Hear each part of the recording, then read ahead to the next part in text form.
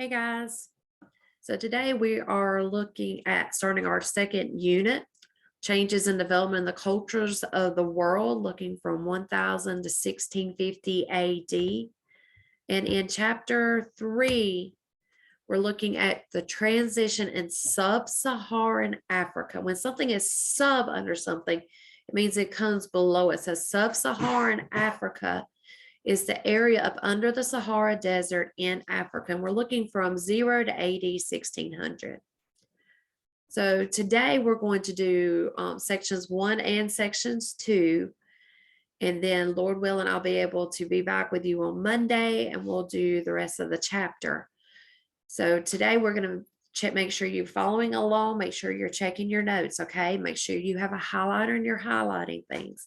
If you need Miss Wise to pause the video, just raise your hand and ask her, okay? So Africa, agriculture was a big part of Africa.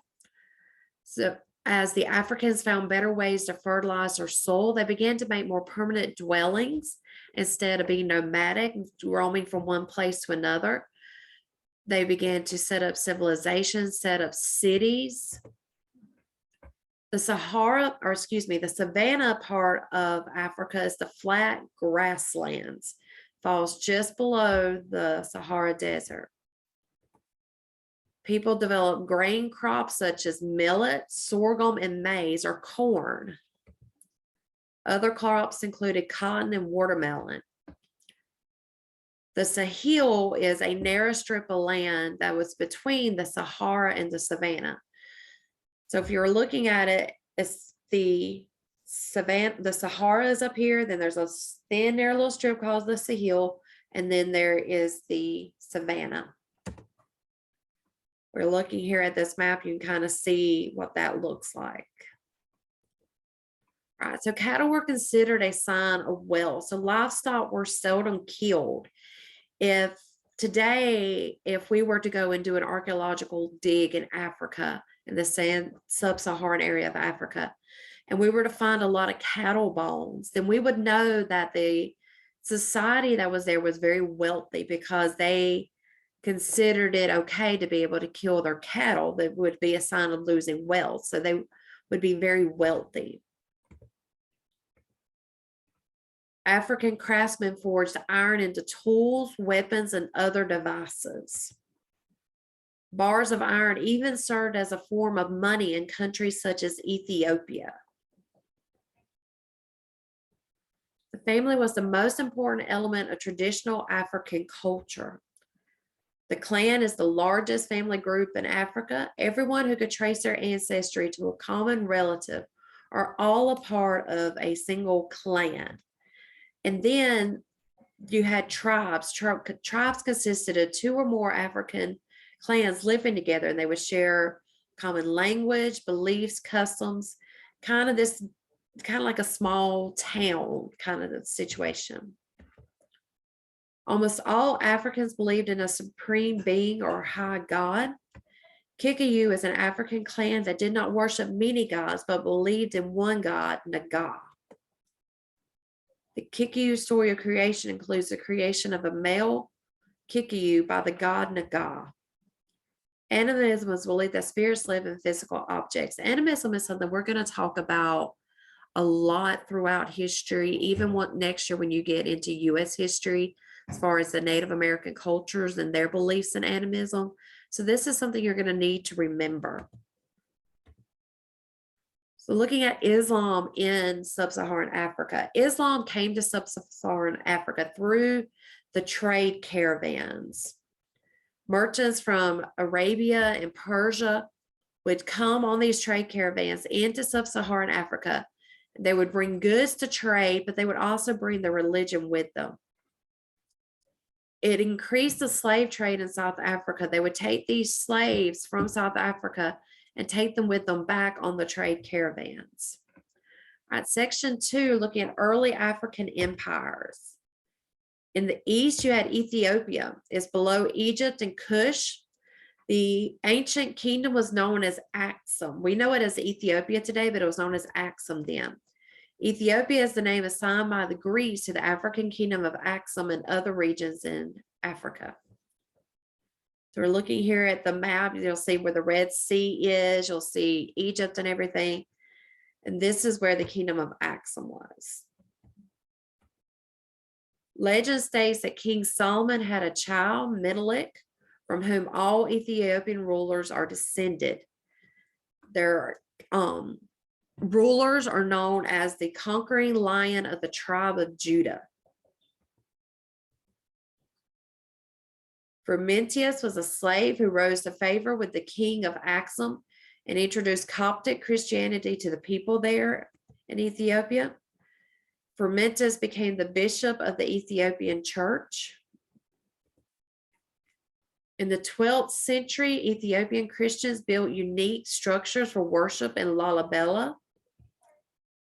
Lalibela was a Coptic holy city in Ethiopia that contains churches carved in rock below ground level. And this is a picture here of one of those such churches. In the West, the largest and most important empires of the region followed one another. Ghana came first, and then Mali, and then Songhai. Ghana was a coastal kingdom in Western Africa along the Atlantic coast. Mali, kingdom in Western Africa, and Songhai was a kingdom in Western Africa that was located between Mali and Ghana. So looking here at the map, you can kind of tell the green border there is Ghana. It was between 700 and 1200 AD. The Mali is the red border. It was between 1200 and 1500. And then Songhai was the largest in the Brown territory, and it was from 1417 to 1591. Ghana was between two rivers in the Sahel and the Savannah regions of Africa. Traders bearing salt came from the north, and traders bearing gold came from the south.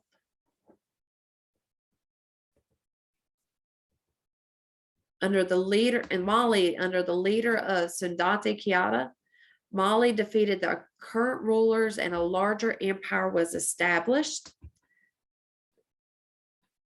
Their rulers were known as Mansa. That was their title they went by. So instead of like king or something like that, they were known as the Mansa. So the most famous Mansa was Musa.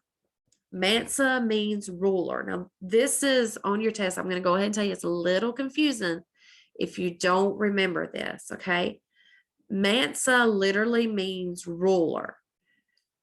Mansa is the title. Musa is the most famous Mansa. So his name was Mansa Musa. It would be like saying King Musa, but it was Mansa Musa. He made a pilgrimage to Mecca and brought along a great number of slaves, camels, and much gold. And he kind of showed off to the world that, hey, look, yeah, we're from Africa, but we still have a lot of power. We have a lot of wealth. In Songhai, a new empire developed that replaced Mali's former power. Timbuktu is an important city of Western Africa located on the Niger River. The empire of Songhai fell in 1591 when Moroccan forces overran the city. This is again showing you Songhai, and you see Timbuktu there in the center. Commerce. West Africans learned to work with camels and soon became involved in trade across the Sahara. So they were some of the first to use camels in trade. West Africans produced valuable trading items such as iron, cotton cloth, and gold. The Gold Coast is a name for Western Africa that derives from the gold trade that occurred at its coast. Caravans traveled from oasis to oasis in order to survive the hazardous journey across the Sahara.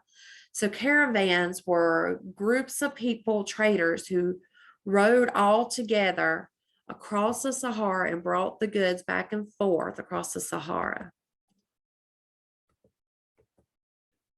Expansion of Islam. The expansion of Islam to the Western Africa, as we already talked about, came by way of the Muslim traders that led to an increased Islamic influence on African culture. They brought a written language. They recorded what they saw in Africa and gave the first written history of the continent.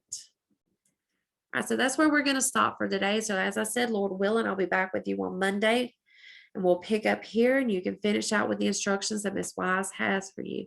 If you have any questions, please feel free to shoot me an email or text me. I'm really not able to take phone calls, but if you'll just shoot me an email or text me, then I will get back with you. Thank you and have a great rest of your day. Okay, now I'm done.